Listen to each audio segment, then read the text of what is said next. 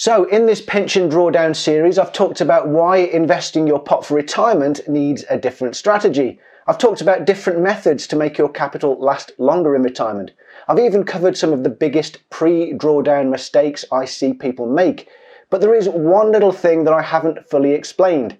What is pension drawdown? And most importantly, how does it differ from the other flexible withdrawal method available to you? The other option is called uncrystallised funds pension lump sum, or UFPLS for short. It has to be the least catchy name in all of pensiondom. I don't know why they couldn't have just called it taxable lump sum, but sadly, I don't make the rules. Choosing the right withdrawal option for your circumstances is important because the different methods can create different tax implications, which will alter how much money ultimately ends up in your pocket. So I'm going to broadly cover a few topics today to help you fully understand flexible pension withdrawals. As usual, all of these will be in the timestamps below for you to watch any section easily, or skip forward if you feel you've already got a good understanding of a topic. The first thing I'll do is explain what is pension drawdown and how does it work. I'll then talk about what is UFPLS, UFPLS, and how does it differ. And I'll finish by explaining how non-pension withdrawals can be very tax efficient in more ways than one. If we haven't met, I'm Chris Bourne. I'm a UK-based financial planner specialising in helping people achieve tax-efficient financial independence. So please subscribe if that's what you're aiming for, turn on your notifications, and let's get started.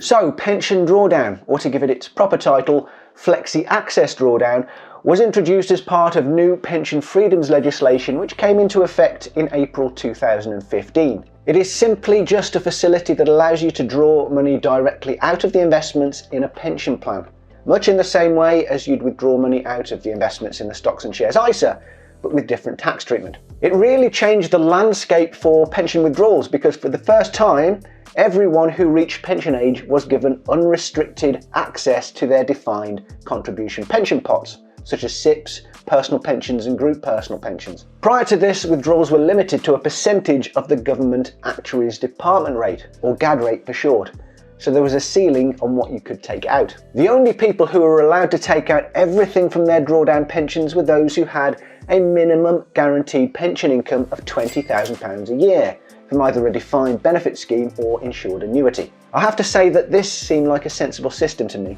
You can't take all of your money out unless you can prove a minimum baseline income. Do what you want with the rest of it. Still, having that in place would probably have prevented some of the problems we've seen with unsuitable transfers from defined benefit schemes over the past few years. But once again, the rules maketh I do not. Anyway, enough Shakespeare. The new flexi-access drawdown rules essentially allow you to do exactly what the old flexible drawdown rules allowed, but without the minimum income guarantee. That is, you can draw from your personal pension investments without restriction. You only need to think about the tax implications. More on that to come. Drawdown, which is linked to the GAD, still exists, but it's now called capped drawdown.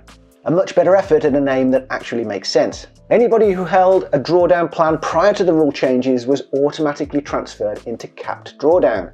The maximum withdrawal, if they want to remain in that environment, is now 150% of the GAD rate. But that's not a hard ceiling because if they take more than that, they're simply converted to flexi-access drawdown. There can be very good reasons for remaining in capped drawdown though, if those people are still working and making pension contributions, and this is all due to the annual allowance limit. You may already know that if you access taxable pension income now through flexi-access drawdown or its cousin, UFPLS, you trigger what's called the money purchase annual allowance.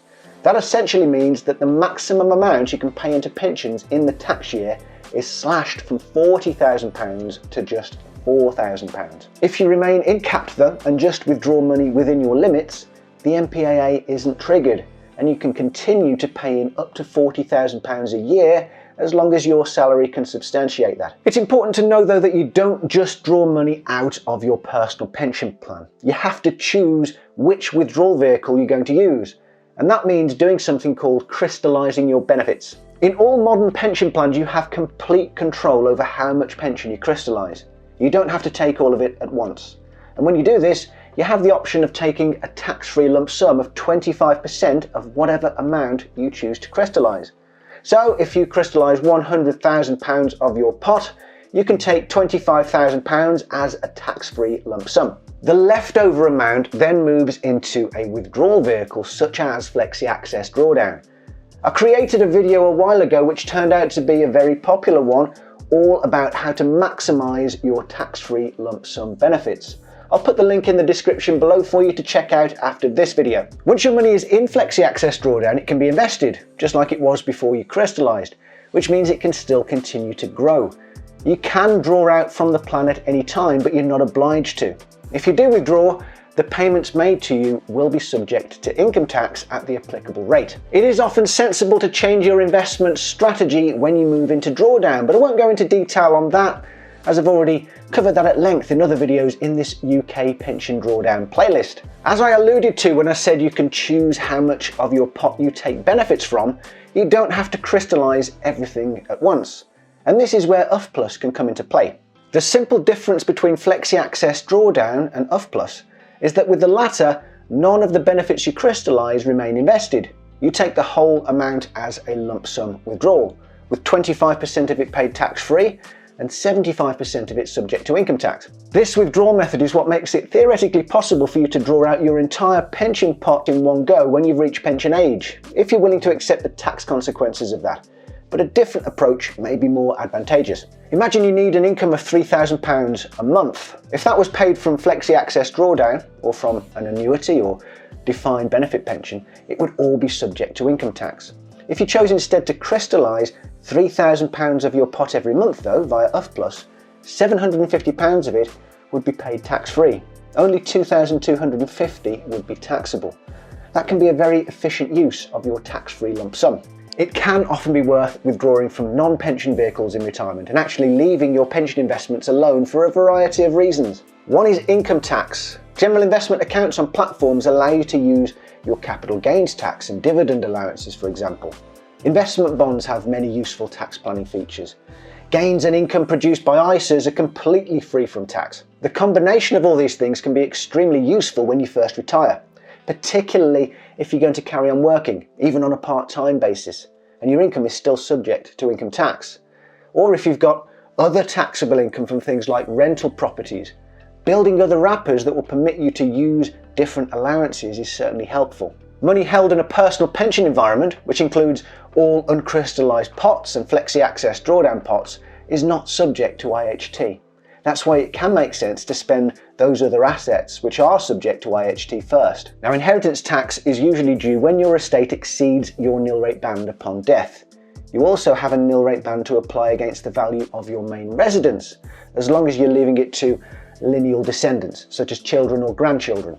If you're married, the surviving spouse normally inherits the deceased upon first death.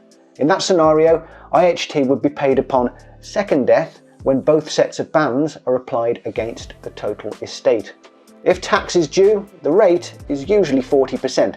You're able to pass 100% of your uncrystallised pension funds or drawdown funds to anybody you choose without these estate taxes applied though, which makes pensions very efficient vehicles for cascading wealth down to the next generation. If you were to do this and delay taking any benefits from your pensions, it will generally mean that you're able to accept more risk with those pension holdings, as long as you understand and you're comfortable with the implications of that.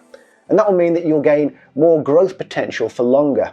It's worthwhile being aware of that if you're in one of those target retirement date portfolios, which switches you out of equities and into lower risk fixed interest securities as you approach retirement. With all of that in mind, and as mentioned in my last video, it could still be worthwhile investing into your pension and accepting a reasonable degree of risk, even if you're going to exceed the lifetime allowance with your pension pot. Check out the links in the description below to learn more about tax planning and investing in retirement, and don't forget to light up that like button if this has been useful.